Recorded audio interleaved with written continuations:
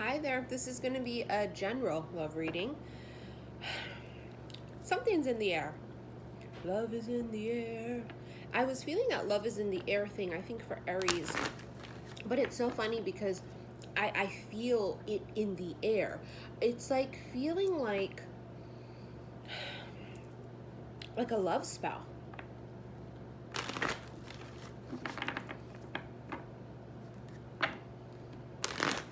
Is it Venus that we feel? Is it Cancerian energy that we feel because it's Cancer season, and Cancer is all about the love and it's so hard for them to hold their emotions. And I feel like that. I feel like my heart chakra is about to burst. I don't know, past few days I've been feeling that heavy, like my just like boom, like I'm just like, what is this? I mean, it makes perfect sense to have these feelings during a season like this, right? I don't know, we'll see. Maybe Cupid struck his arrow. Cupid, draw back your bow and let your arrow go straight to my lover's heart for me. Look at what it is. It's chemistry. There's a strong magnetic attraction here. That's what I feel like. I feel like you know when you've ever met somebody and you have that feeling? I'm feeling like that 24/7 past few days. I wake up feeling this way. I go to sleep feeling this way. I wake up the next day feeling like this again. It's something like in the air or something. It's like, oh my God, I just got the chills. Look at Cupid. There's a little statue of Cupid down there too.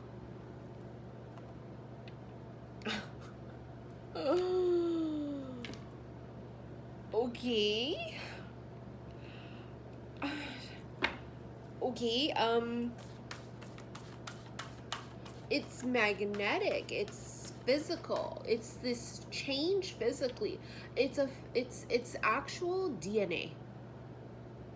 Physical, actual DNA. And I think that's so funny, the DNA thing, because how come randomly last night, I was talking to my mom and my daughter, we were looking at Ancestry.com and stuff, right? Like tracing all our roots and stuff. And I've been wanting to do the Ancestry DNA test for a minute. And then COVID happened, and then it's like I forgot about it and what have you. And so I finally ordered the spit test kits last night. And I just felt this really strong thing about wanting to check our ancestral DNA. And it's funny because I'm feeling that. I'm feeling like the whole Fibonacci swirl, and I feel just DNA, and I feel something's been activated. And it's deeper than just the heart chakra activation. It's to the DNA. It's a whole recalibration or a whole upgrading to the whole DNA strands. This is what I'm thinking, and oh boy, bear with me here, is that this would mean you are super close to encountering your person. And for some of you, that's how close you are to union. And there's something with the DNA happening also. DNA is it's unlocking some particular codes. It's just, I got the chills. Trust. This situation is calling for you to have faith. Look at this little kid. It's like a little baby cherub with an arrow. Like, is that Cupid again? Or is this the child that's waiting to come in? Maybe that's why the DNA, ancestral, whatever is swirling around. Maybe this child's about to come into the physical. I've been feeling a child at least, a couple years? Specifically, it was a little boy. But for some, it could be a little girl.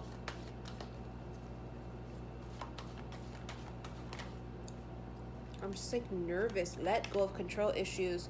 Allow this situation to unfold naturally.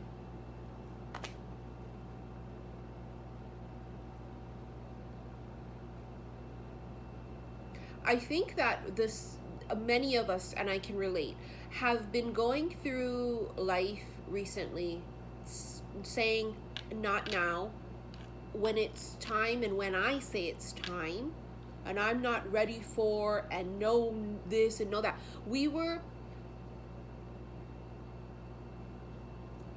not allowing it to unfold naturally. We were not allowing it to be organic.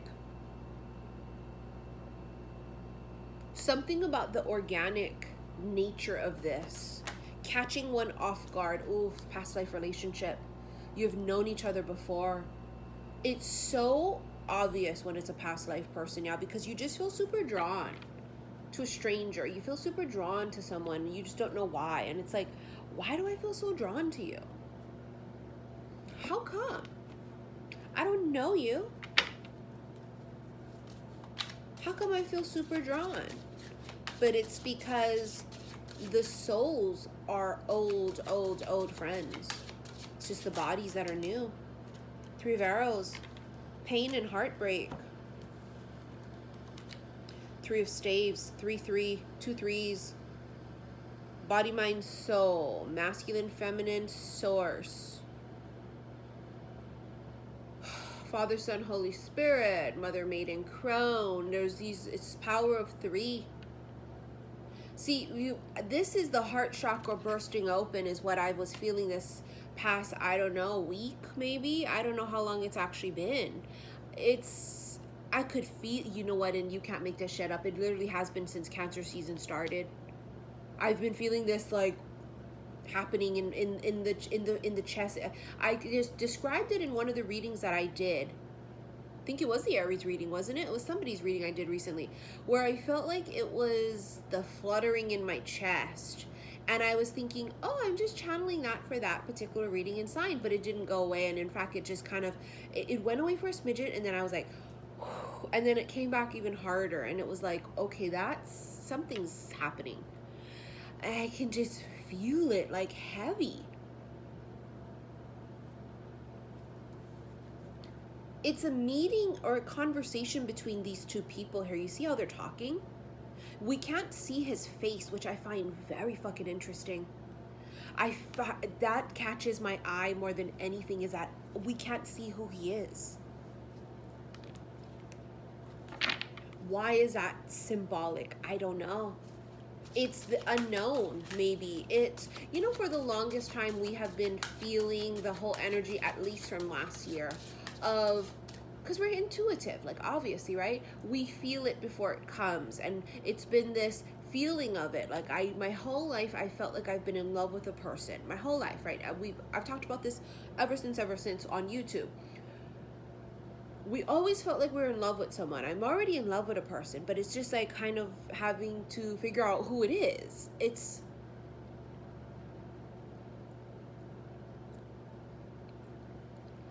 like finding the person that you were in love with all along. Oh, you got Arthur and Guinevere on the bottom of the deck. Power. This is the Emperor. The problem here is that, and the interesting thing is that Arthur loved Guinevere, but Guinevere loved Lancelot. Arthur and Guinevere was the power couple, though. But her heart was elsewhere. On paper, these two looked great. They were the perfect match, right? You guys always hear me talk about this when this card comes up and we channel it. I compare it to the Notebook, and I compare it to Lon, because on paper Lon was perfect. They were a perfect match on paper, but her heart always belonged to Noah. She was always in love with Noah. It was always Noah. You know how things that we've channeled in the past come back, and they come back around, and especially being in a sign like Cancer, where Cancer season is going to get you in your feels, worse than Pisces season and worse than Scorpio season. Cancer is just this overwhelming sensation of love. And you know, my papa, who is my grandpa, people always think it's my dad. My dad's a Scorpio. My mother's father, he was a Cancerian, and they're very moody. And I've only been with one Cancerian, you know, romantically, obviously. And wasn't even a long relationship, and I felt head over heels, and I've probably felt more in that relationship than I did in my 11-year relationship with my Pisces.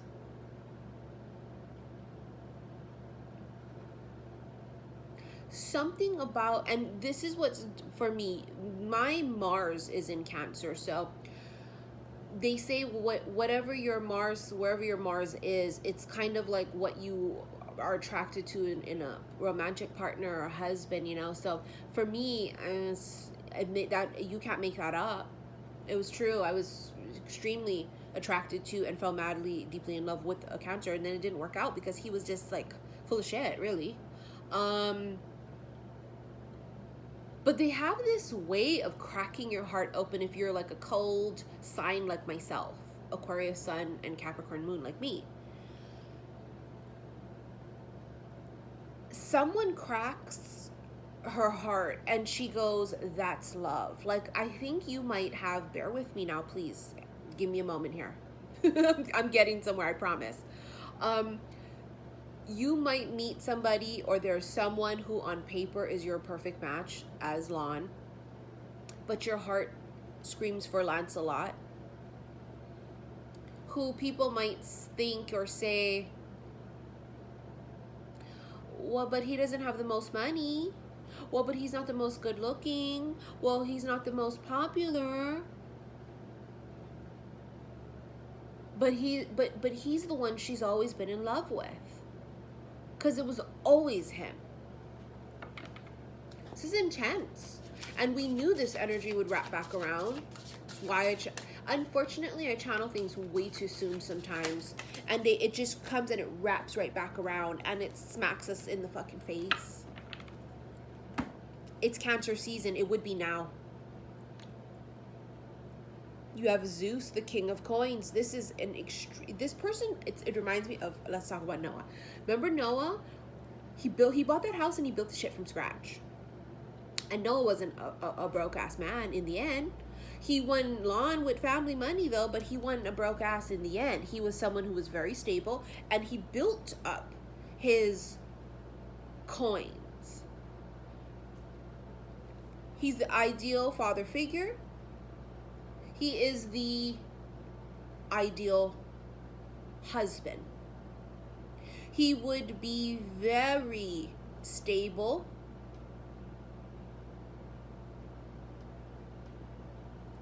Something about this dude's energy here, this King of Coins, he feels very stoic.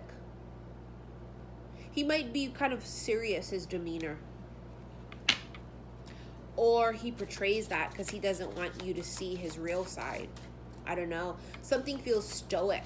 You have also the 10 of Staves that came out with it. There was some kind of an ending. But you know what? Instead of it being an ending, I want you to look at the card. It looks like this. It's a fan, right? But it's like trying to block something. It's like a facade. Maybe this dude has been hiding like that. Or hidden in plain sight, which, you know, the whole hidden in plain sight thing. I swear every time it's come up, and it's come up for forever, it's like... But maybe it's because you're expecting it to be something that it isn't.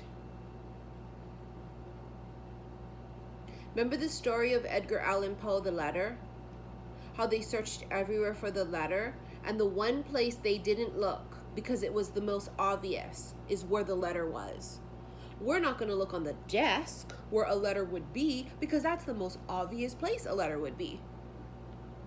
So they looked everywhere else searching for it, and it was sitting on the desk all along. Why does that have this feeling to it of that? Bottom of the deck's the 6 of Cups. This is past life soulmate. That's twice you have past life soulmate energy. It's being struck by Cupid's arrow with the Ace of Arrows on the bottom of the fucking deck. It's like, it's once this encounter happens, or happens again, because, you know, for some this is not your first rodeo in this lifetime, right? It's not the first encounter, although for many it will be. The first time the actual physical bodies meet in this life. It would be like Cupid struck their arrow. It would be like a love spell.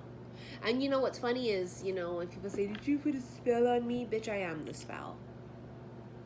Don't ever forget that.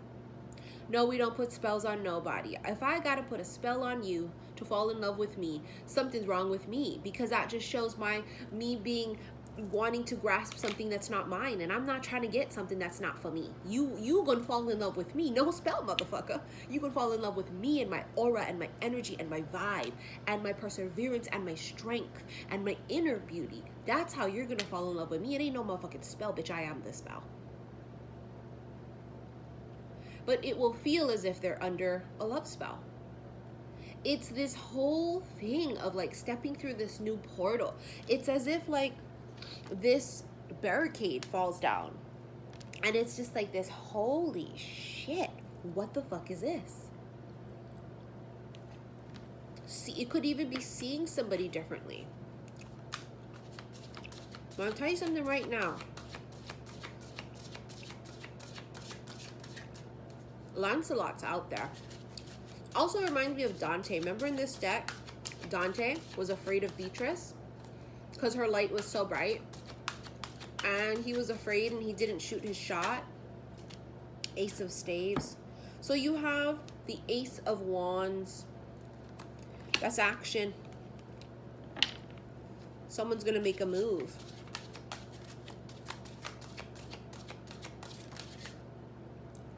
Ivan and Odette. Look, you have illusion. This is the moon.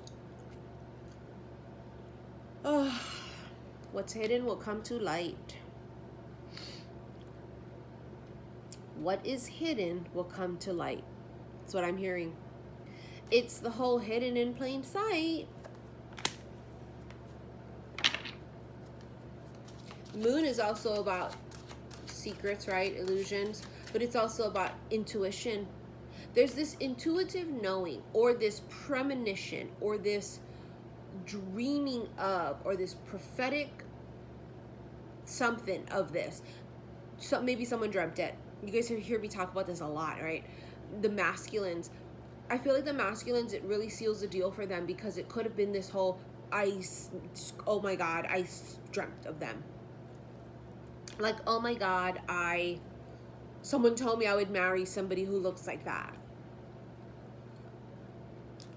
Oh my God, my friends joke that it would be, you know, so-and-so. Like,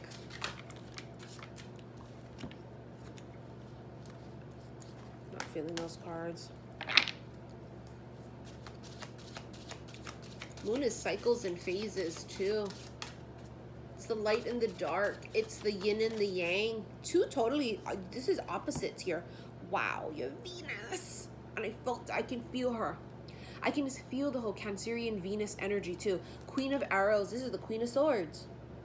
Venus herself, goddess of love. She's doing something.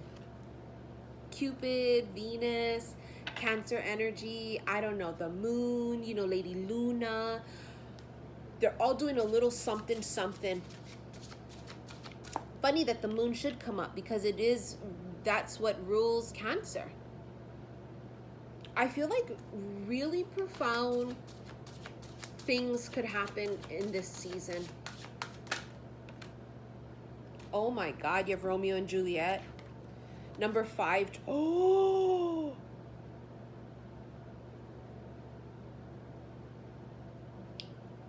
You have Romeo and Juliet, which is number 5, tradition, which is the Hierophant.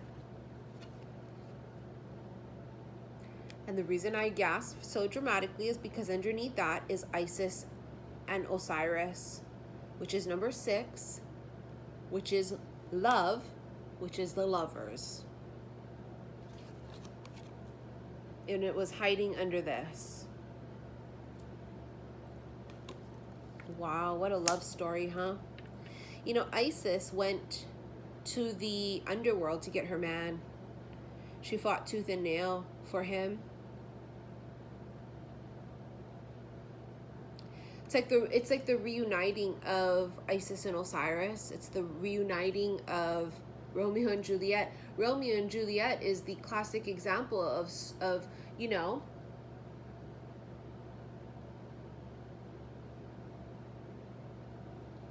I want to say the word, but they keep showing me starstruck, and it's not starstruck. It's, why do they keep taking the word from me?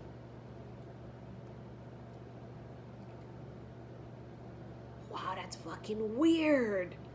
You know, I know it. I've done readings about it. I've done special love readings about it. When they're not meant to be, they keep missing each other's paths, but they keep showing me starstruck. Somebody is starstruck.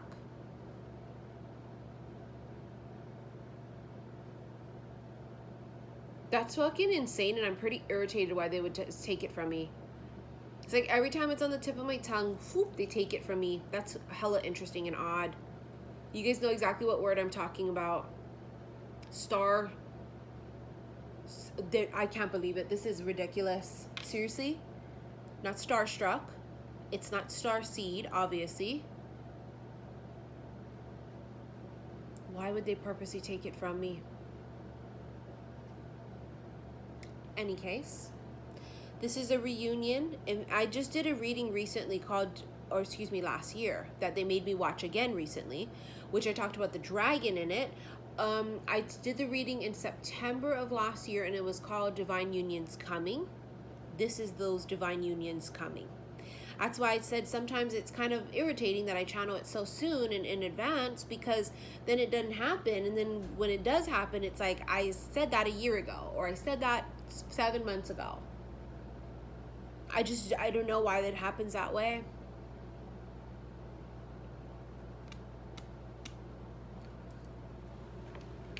I'm so sorry. Give me a second here.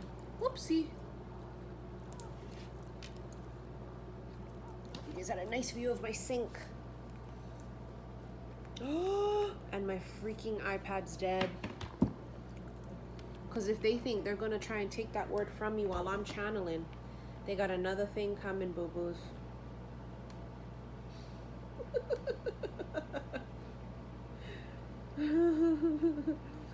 Oh, not today, though. Nope, not today.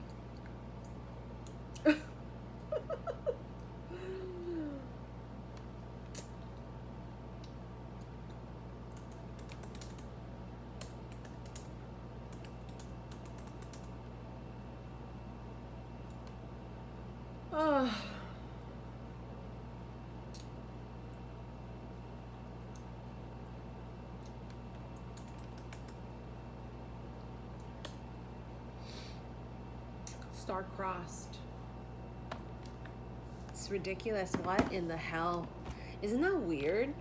Every time I could feel star and then I was gonna say it, they took it from me. That's so weird. Star-crossed lovers. Unite. Reunite. Come back together.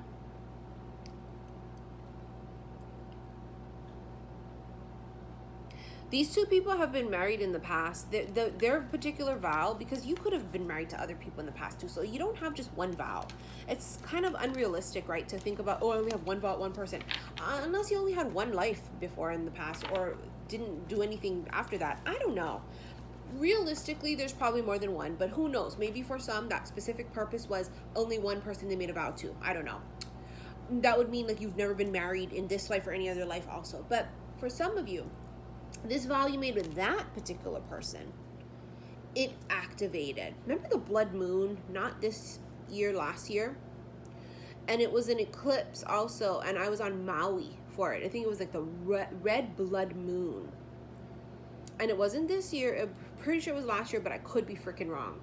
And it was this gorgeous eclipse, and we were on Maui on a family vacation, and that's where we watched it, and it was beautiful. And I had felt really specifically during that particular blood moon eclipse that the vows were reawakening. And I think since then till now, it's been this continuous process of it. It's the whole red string of fate, or hand fasting, if you will. You guys have definitely, this person, this motherfucker right here I'm talking about, you guys have definitely hand fasted in the past. Oh, guarantee. Oh, for sure. Now, if you have seen, speaking of hand fasting, there it is, see? And look who's above, Cupid. This is the Judgment card in this Sexual Tarot Magic deck, which I will be doing an extended version. If you want to purchase that, click below and let's see what comes out in the Sexual Tarot Magic deck. Do not purchase the video if you are uncomfortable with sexual images or sexual talk, or if you're underage, okay? I want to thank you all for your likes, your shares, and your subscriptions here on YouTube. And follow me on Instagram, xi_missy_xi. And also follow me on TikTok, same handle, because it's hella fun. I crack my ass up on TikTok. If you want to book a reading with me, click on the link below and put it in the title of the email what it is you want. Please don't email me and just say, I want a reading, what do you got? You need to be very sure first what it is you want. There's too many emails for me to go through, to go back and forth with people, if at all possible, okay? So please already know what you want, which type of reading, okay? I'll see you guys later. I'll see you in the extended. Love you, bye.